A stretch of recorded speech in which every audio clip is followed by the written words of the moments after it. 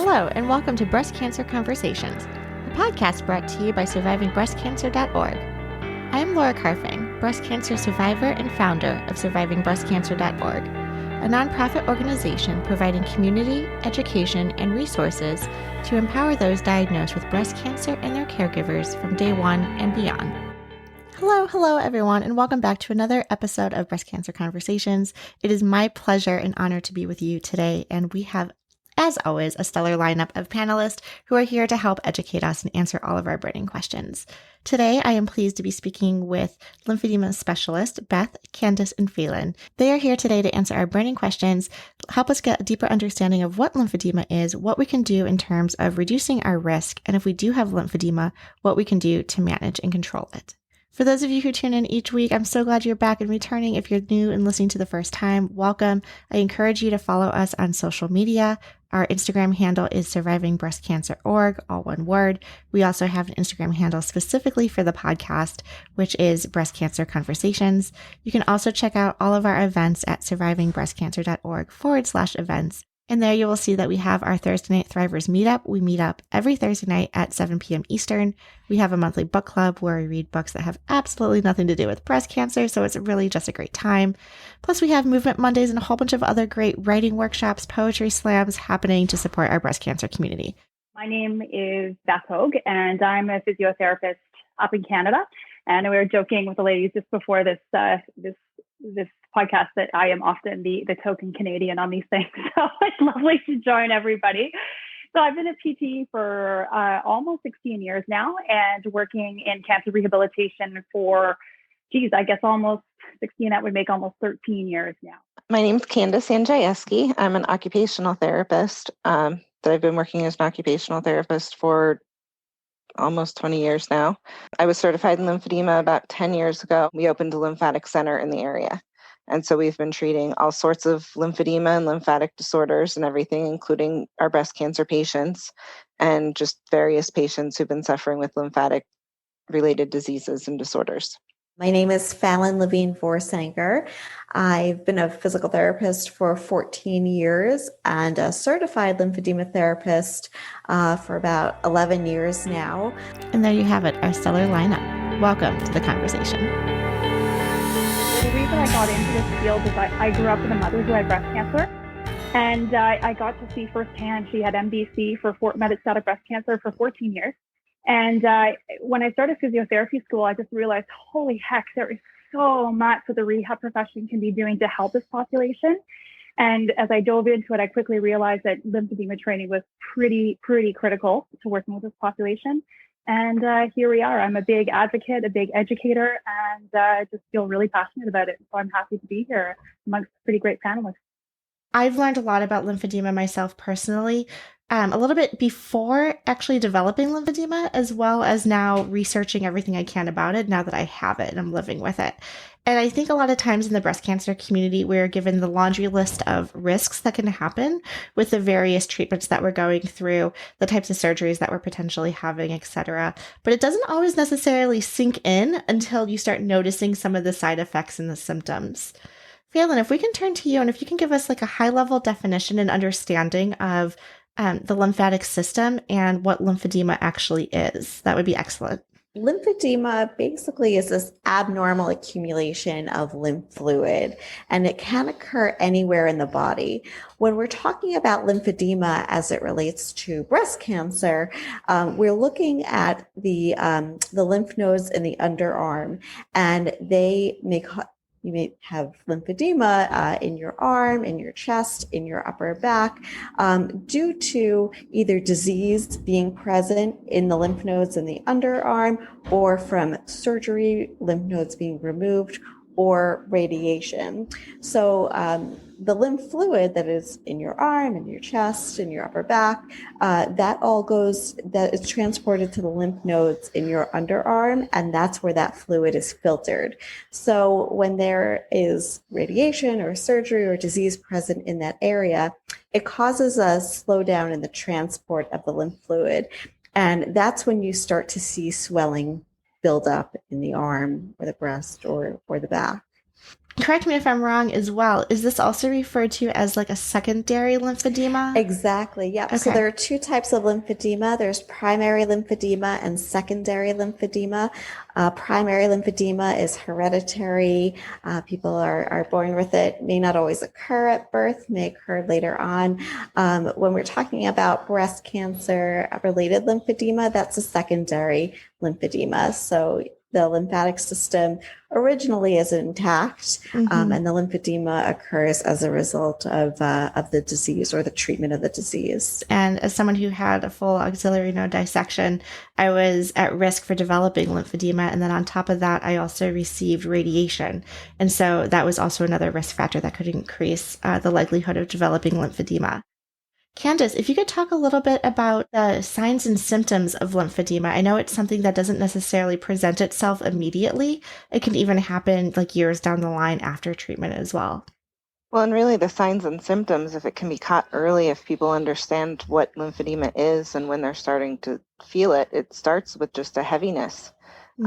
Your rings may not fit right. Your sleeves are leaving indentions on your skin. Just even a heaviness, a tightness, a discomfort in the arm or chest. Um, Ideally, that's when you would love to see somebody and get them started on lymph drainage, get them in compression, get everything moving, because that's the early stages. Mm. In my experience, it's usually not indicated or not acknowledged until there's truly swelling that doesn't go away, swelling that's there, and now the whole limb has flared up into a whole edema. And sometimes that happens even just because of the surgery or the radiation, where the swelling just doesn't ever go away. And so anytime that there's swelling that's just there, and whether it's an actual swelling where, look, my arm is swollen, or if it's just that tightness, heaviness, stiffness, discomfort in the limb, that's when you're experiencing lymphedema and should have it checked out. Thank you. And I know I was hypersensitive to developing lymphedema. I was scared. I was nervous. I was practicing all sorts of mobility exercises after my surgery, the like walking up of the wall and trying to stretch out the arm. And I developed also the cording that you can kind of see sometimes that develop between it literally looks like a spider web, like a little long elastic cord. Is that related at all to lymphedema, or is the cording something separate? They say that that can be related to the lymphatic vessels, and that the lymphatic vessels are tight and getting tighter. And so you see it in the cords that are there. Mm. And so it is kind of all related. It's not exactly your lymphedema, but when it's dealing with the post-surgery cancer with the different node dissections, that they are related. And oftentimes lymphedema treatment with stretching and just therapy helps to improve that as well. I also kind of, and I'm going to say this a little laughingly, where if you don't have lymphedema, I feel like it's something that we're always trying to manage to ensure that we prevent it or don't get it. And then once you have lymphedema, you're managing it to make sure that you don't get these flare-ups that Candace was just describing. If we take a step back in terms of the prevention and the care, can you talk a little bit about what we should be aware of after having our lymph nodes removed, or any sort of preventative care to mitigate the risk of developing lymphedema? $1 million question, and I'm sure my colleagues Fallon and Candace will agree with me. The reality is, well, first and foremost, I think the word prevention I tend to steer people away from, because prevention, for two reasons. One, prevention implies that there is something you can do to make it never happen. And unfortunately, that's just not true. So we tend to use the word risk reduction because we don't have 100% control over whether or not somebody develops lymphedema. The other piece I don't like about the word prevention is it implies that it's your fault. Is that, there's lots we do know, but there's a whole lot we don't know about lymphedema and why it happens. So risk reduction is really the word that I tend to use. And I think it's getting used more and more with colleagues and in the literature as well. So with respect to reducing your risk, it's a double barrel question, because there's some good evidence for some absolutely known risk factors. And then there's a lot of debate with the rest. And the debate has to do with those long lists that you introduced at the beginning. So what we do know from the evidence, what has been shown with solid evidence, is there are some main risk factors are, one, being overweight, so high body mass index or BMI. So really encouraging people in terms of how you can reduce that risk to maintain a good body weight or get to a good body weight. The second one is infection, a specific type, actually, let me back that up. Specific type of infection in the at-risk area. That's really important. So maybe we need to back up after this question and just define that. I think that's important. So if you develop an infection in the at-risk area, cellulitis is one of these types of infections, which is an infection in the skin. And that does increase your risk of developing lymphedema. So what people can do to minimize that risk is to have what we talk about is good skin care. So if you get cuts, any scrapes, doing your best to keep it clean, soap and water does fine. If it starts to look a little concerning, polysporin. If it does start to look like an infection, I call that the do not pass go. You need to get some medical attention on that quite quickly. And the third one has to do with staying strong and staying mobile. So Candace alluded this a little bit when she was talking about the axillary cording, is that we do know that if women have lost mobility due to scar adhesions from the surgery and or they're weak, that can predispose them from a lymphedema risk. So that sort of gets into some of those things that we hear about not doing repetitive or heavy activities, which is bogus. But if you are staying strong, or getting stronger, those repetitive or heavy things shouldn't be stressful to the body. So those are the three things we do know for sure from the literature. All the other things, and I'm sure Fallon and Candace might want to jump in on this because this is a big question, right? With a big answer, is that laundry list, those laundry lists of do's and don'ts that really, I think, just instill fear in women. And we are working really hard to start to take that fear away. So we know that staying strong, staying flexible helps to minimize your risk. These things about air travel, it's just not backed in the literature right now. The idea that air travel does increase your risk, and we can have a healthy conversation about this because I think it's worthwhile. Other things I know that have been in the list, they talk about extremes of heat, hot tub saunas. Again, it's not backed in the literature. I certainly do see women who have lymphedema and that flares things up. So I think there is an impact on the lymph system for sure. But at the moment, we don't have good evidence one way or the other to say for sure. I think those are probably the biggies and the myths in the past about, I'm probably forgetting something off the top of my head. But so the short answer is healthy body weight, minimize risk of infections, stay mobile, and stay strong. Those are the three things we absolutely can control to help minimize the risk.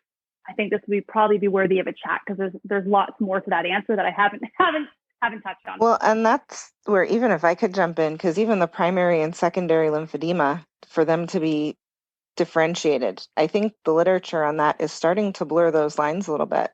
Where do people have a predisposition to lymphedema? Do people have some sort of lymphatic backup, some sort of lymphatic complication that there's no way of knowing until something happens to the system? And then suddenly you have a problem, and one person, you could have two people who present the exact same way. And I mean, short of being identical twins or something, you still don't know what that makeup is underneath in the lymphatics. There's no way to actually get in there and see like a lymphatic system.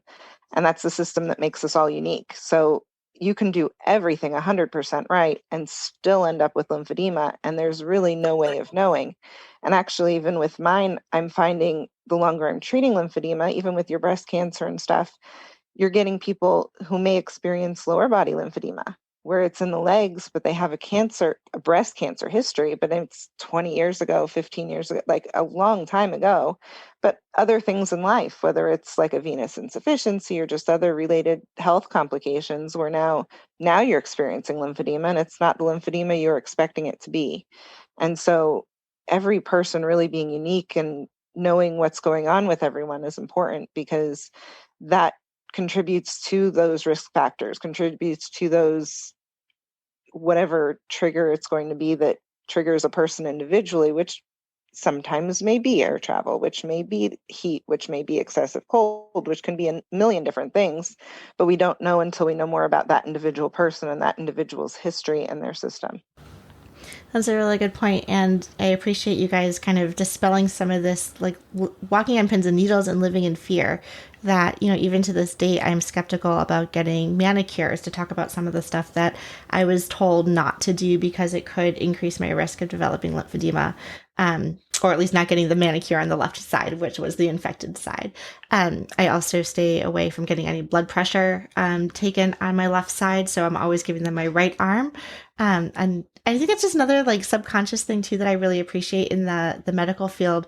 When someone actually asks me, like, do I have a preference on what arm I want my blood pressure taken versus just assuming it's the left-hand side, etc.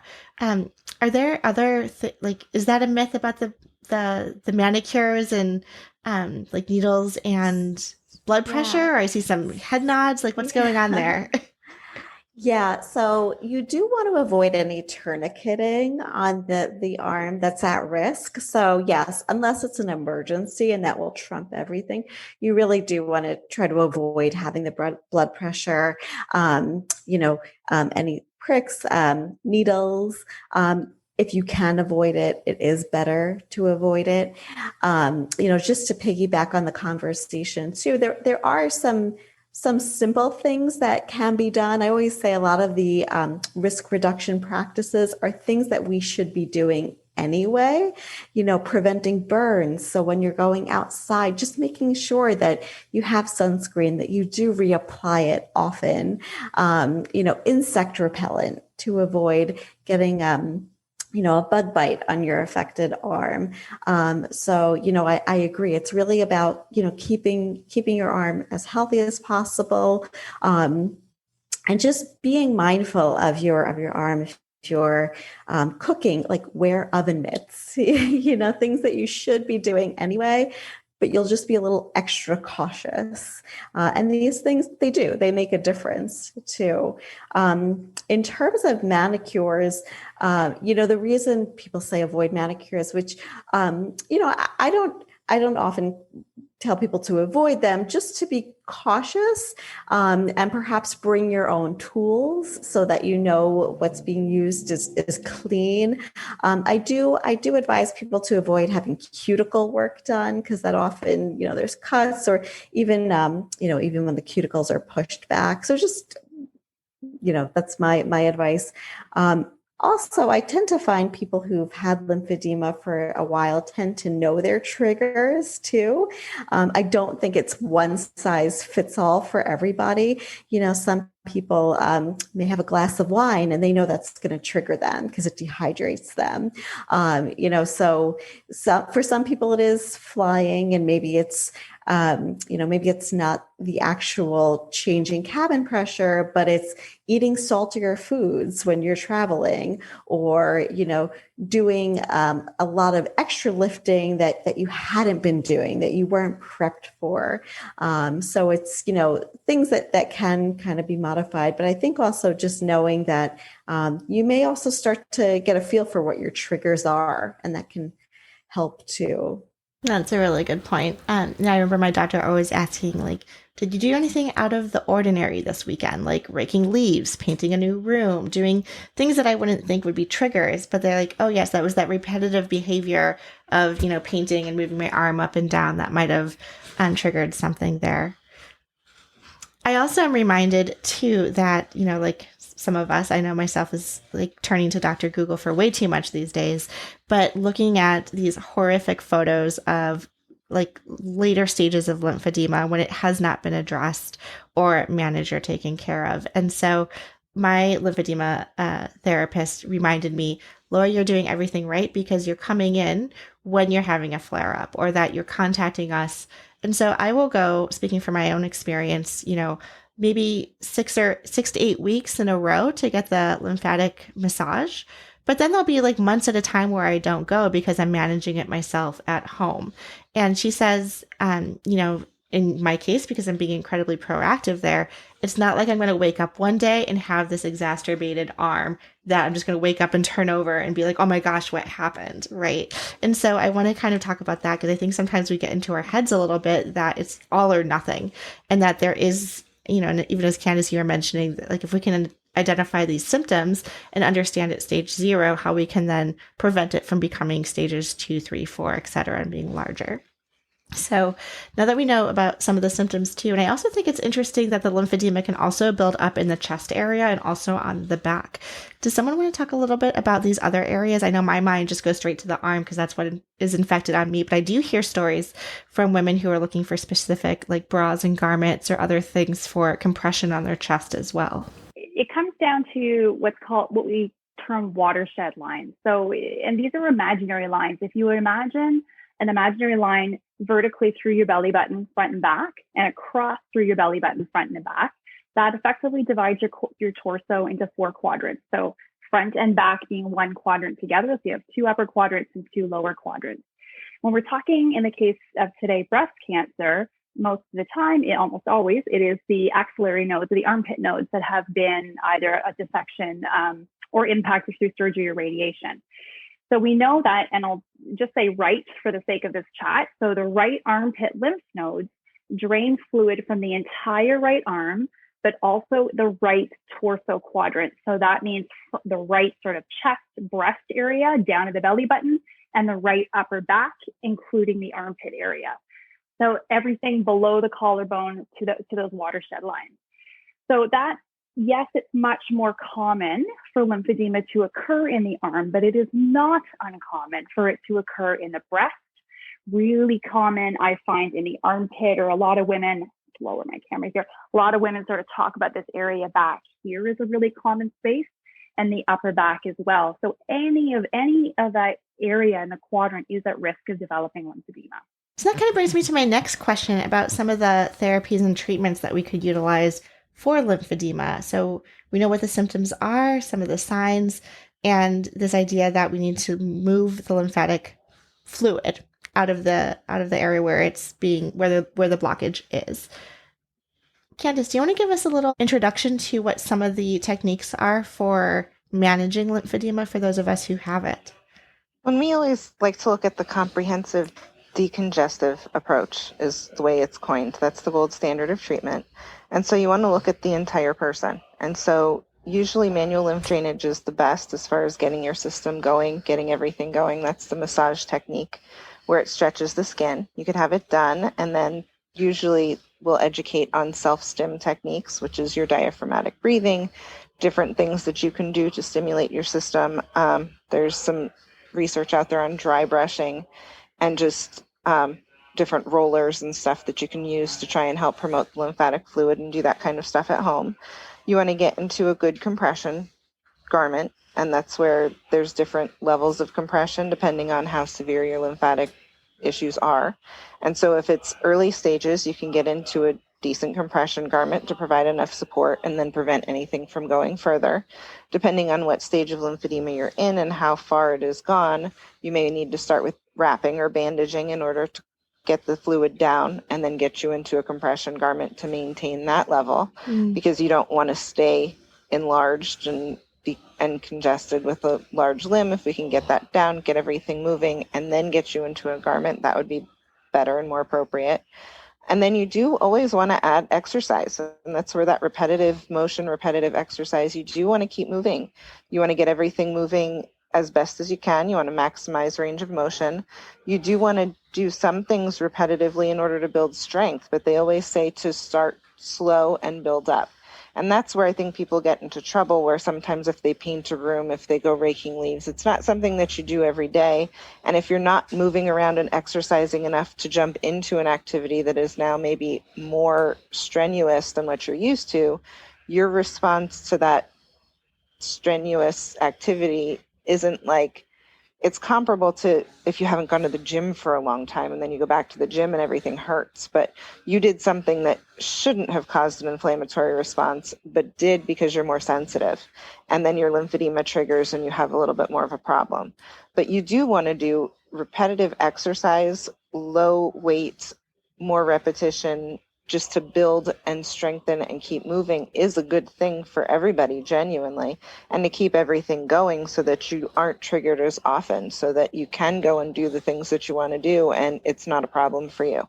Phelan, to add on to that, I know, for those of us who've been diagnosed with breast cancer, some of us who are hormone receptive are on various other lines of treatment and hormonal therapies, and I feel like we know the golden rules to like eat healthy and move the body and exercise, but it's so much easier said than done, especially when some of the aromatase inhibitors or tamoxifen pills that we're on are making our joints hurt, we're stiff, we're fatigued, and it sounds counterintuitive, but we know also that exercising is probably the best bet to fight some of the fatigue. Can you dispel some of the myths? I know, Candace, you were just also talking a little bit about the light impact and the weights. I think some of us also are running around with this fear of, I can't lift up a gallon of milk. I'm scared to lift up my child.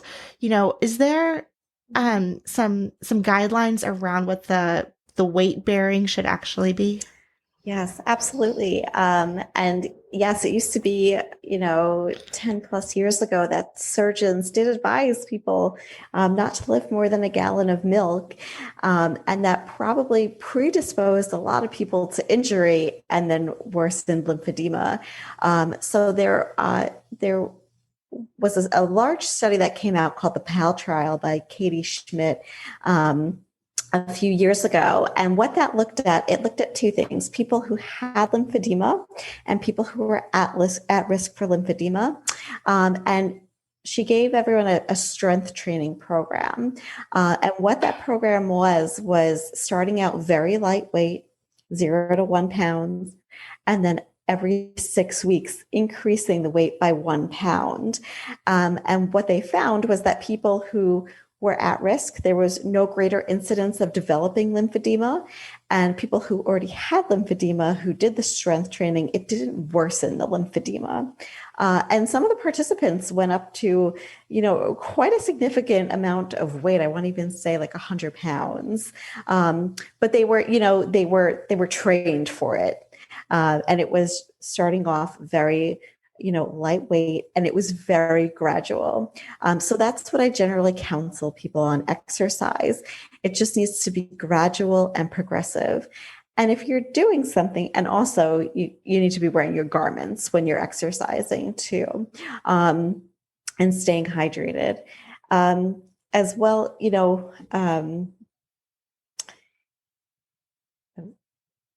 So yes, when you're, you should be exercising. Oh, that's also, people often find too, they may be doing an exercise and then maybe the next day they're a bit more swollen. Okay, well then, maybe that was a little bit too much for you. Maybe you fatigued during that exercise. So taper back next time. So it's not always an all or nothing. If you do something and you find it doesn't quite agree with you, modify it the next time. That trial was a really good game changer for giving us some backing as to how we counsel clients on exercise. Just two things I think that to make it easier to remember is I always say to women, low and slow. Start low weight, progress slowly. It's an easy way to remember it because a lot of women get stuck on numbers and are worried about when they can progress. So low and slow seems to be an easy thing for women to remember. And the other one, and sorry, Fallon, if I'm misinterpreting what you were saying. So Fallon talked about wearing garments when exercise. For me, at least, based on, and I'm going to assume that's probably what Fallon means, is if you have lymphedema. If you're at risk of lymphedema, you do not need to be wearing a garment. Right. So Fallon, yeah, yep, I figured that's what you meant, but I just wanted to clarify that because that is one of those misconceptions. Yep, is that women think no problem. They just think they need to be wearing compression when they're exercising, when they're at risk. And that's just not true.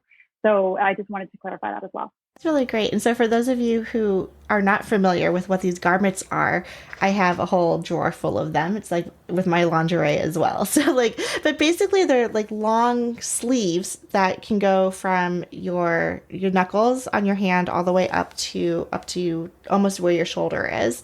And I actually don't know the difference between the garments that have the little finger holes for them, for the hand, versus one that's more like a gauntlet and you can like wiggle your fingers. It's kind of like a mitten without the top part. Yeah, sure. So it really depends on where your lymphedema is in terms of how we decide with garments. So there's single pieces that go from the wrist up to the shoulder. There are two pieces. So they have the gauntlet, like you said, so the compression goes to the knuckles and hooks around the base of the thumb, and a sleeve. Or you can have a one piece, it's all one piece put together. or you can have another two-piece, which is the gloves. Like what the gloves do is they leave the fingertips free. So you're still able to type, to pick things up. And those ones are reserved for people who have swelling in the fingers. So there's typically no real reason why we would suggest, there's always exceptions to those rules.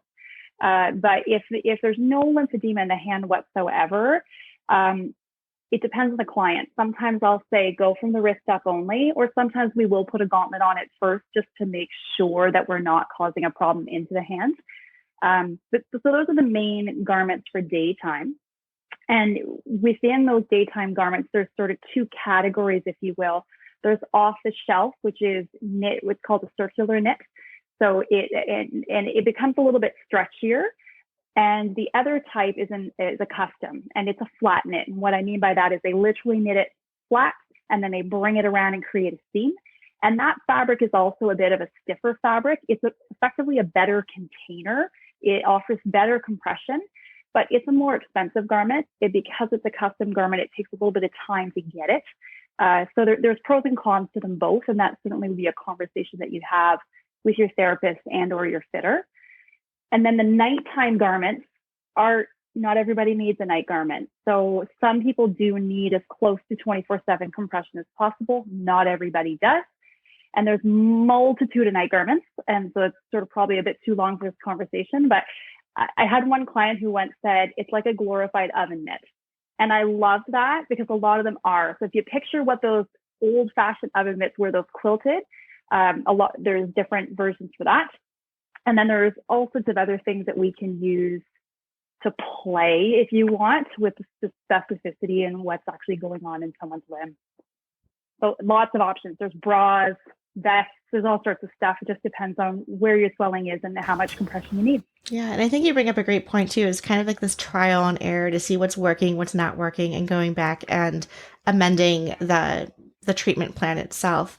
And Candace, you were talking a little bit also about, like, for more advanced stages, getting into the bandages and the wrapping. And so I will put myself out there too. I am a pro at all of that. So I would love to talk to you about, when someone is not used to these terms, we're talking about like bandages and our minds can go anywhere. So if you can give us an idea of what some of the wrappings are and the techniques and what the goals of transitioning from, maybe you're doing the garments during the day and maybe doing some bandaging and wrapping at night, what that combination could look like and how the wrappings are supposed to help and move the fluid around.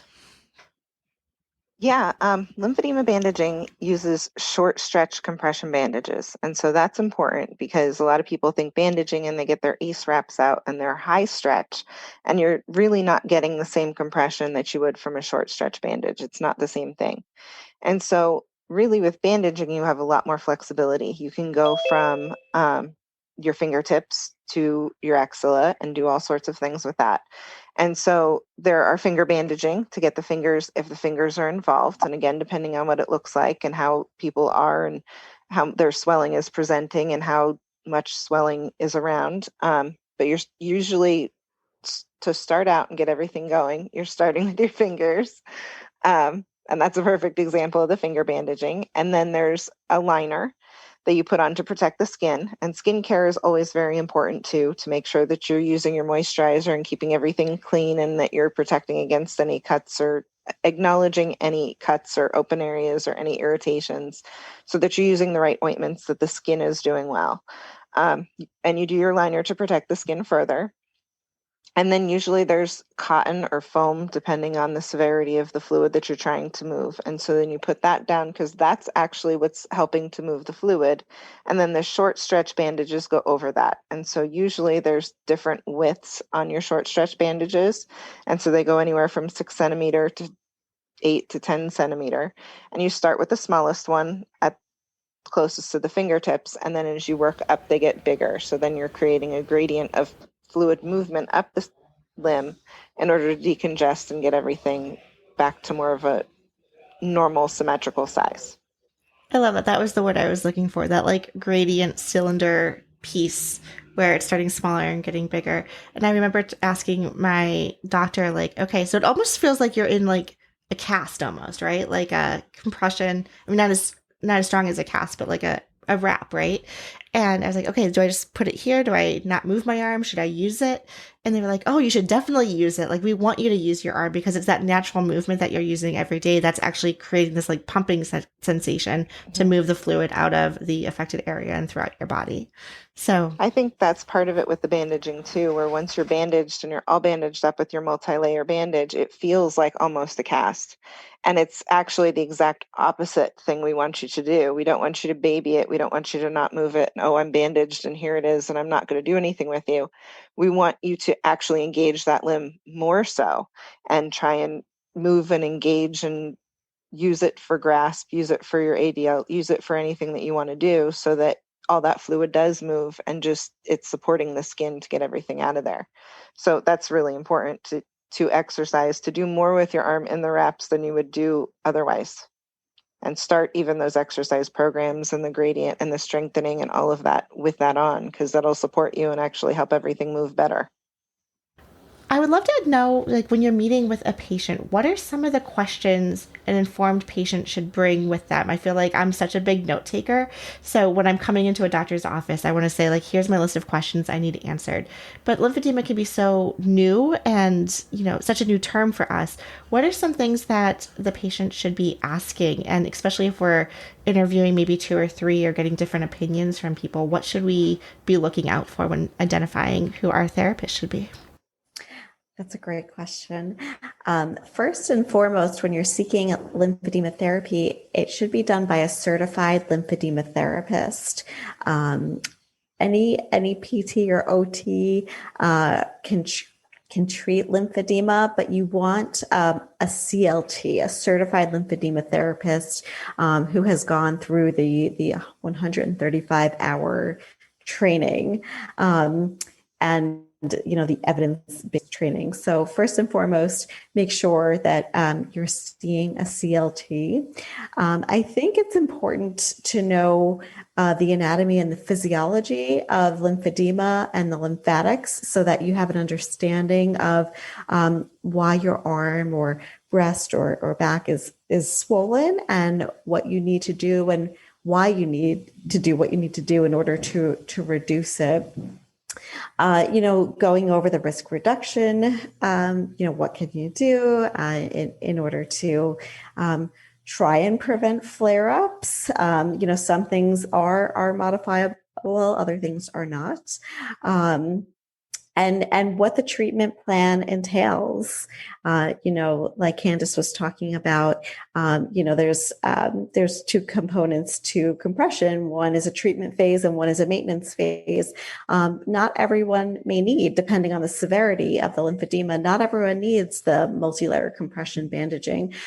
So just finding out, what your treatment plan looks like. Exactly. No, that's great to know. And like I was mentioning too in my own experience where I would go, twice a week for 6 to 8 weeks. And then there'll be months where I don't need to see somebody. And then I know when I do get these flare ups, and a lot of times too, it's just like getting a personal trainer at the gym. It's the accountability. I know how to do some of the at home massages, the breathing techniques, the wrapping. But if I know I have an appointment every Tuesday and Thursday, I better be doing this. So, yes. It definitely adds that level of accountability. Mm-hmm. And along those lines too, about finding, your, what was it? The CLT. If we are starting an exercise program, are there actual gym trainers that have experience or knowledge about lymphedema? So when we are going in and trying to start a workout program that we could talk about this, or am I just making this up? Yeah, no, that's a great question. And I think it depends on the center where you're being treated. A lot of large academic centers, like Memorial Sloan Kettering, I believe Johns Hopkins does this as well, have integrative medicine centers with exercise physiologists or trainers that may be trained in lymphedema. But I think that it is unique. What I also will do too, if someone is working with a trainer, I'll have a conversation with them too. So I think that that's something, yeah, you can always ask your PT if they would, or OT, if they would speak with your personal trainer and talk about how to safely go about exercise and strength training and the precautions. Yeah, thanks so much. Hi, I'm Kathy, and I had a mastectomy 6.5 weeks ago and was told don't do anything except for these very mild PT exercises for 6 weeks. And so then, I started to slowly ease back into regular life, and I definitely noticed my right arm, which is the side I had the mastectomy, and the lymph node biopsy was swollen. And so I told my doctor, and anyway, I'm just wondering, am I overreacting? Was it just that I need to push back? Should I get a lymphedema evaluation? What should I expect from the lymphedema initial evaluation? And then, if it's something I get once, is it going to come back for the rest of my life? Just that question. Yeah, so at about this time, in about just over 6 weeks post-op, if you're still experiencing swelling, I would get that checked out by a lymphedema therapist. The first few weeks after any type of surgery, it's normal to have edema. At this point, I would have it checked out by a certified lymphedema therapist. So your first visit will be the evaluation. So they're going to ask you about your history, about your the surgery, if you had an axillary node dissection, sentinel node, if you've had radiation, what type of, if you're on chemotherapy. And then, they're going to take measurements of your arm, probably just like with a tape measure. They're going to feel your arm, take a look also at your surgical site, see if there's any scarring, see if there's any pitting or dimpling in your skin.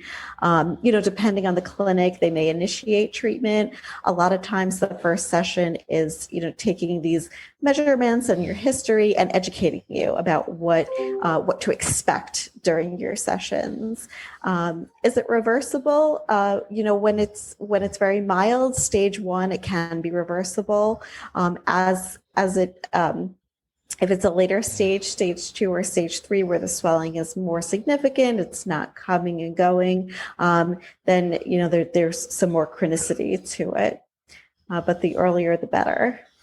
Yeah, I think that's a message we could all take home with us is, or just like anything too, right? We want to let our doctors know if something's not feeling right. Kathy, I completely agree too, that sometimes just taking action is into our own hands and making the phone call to either get a referral or see if you can get a physical therapist, certified lymphedema therapist to look at it, the better. Half the time we have to be our own advocates, and just knowing that 1, lymphedema is a thing, and then 2, that there are these amazing specialists out there who can help us manage it. So I think that's wonderful. I really appreciate today's conversation. I know it is a topic that I am personally interested in, having gone through lymphedema and managing it daily. So Phelan, Candace, and Beth, you guys are phenomenal. I really hope you will choose to come back and be a guest on our podcast and webinar again, and continuing to help us stay educated. And I really appreciate you taking the time to talk with us today. So thank you. Thank you for tuning in and listening to our podcast. If you would like to find out more about our organization and upcoming events and ways to connect, you can find out more by visiting our website at survivingbreastcancer.org. I would like to acknowledge that all of the information on our podcast is from personal experiences, and it is not a substitute for professional medical advice. You should always consult your medical care team. If you're looking for specific topics or would like to be a guest on our show, feel free to contact me directly at laura@survivingbreastcancer.org. And of course, we have a couple social media handles you can follow us at as well. For example, survivingbreastcancer.org, all one word, as well as our podcast specifically, Breast Cancer Conversations. Until next time, keep on thriving.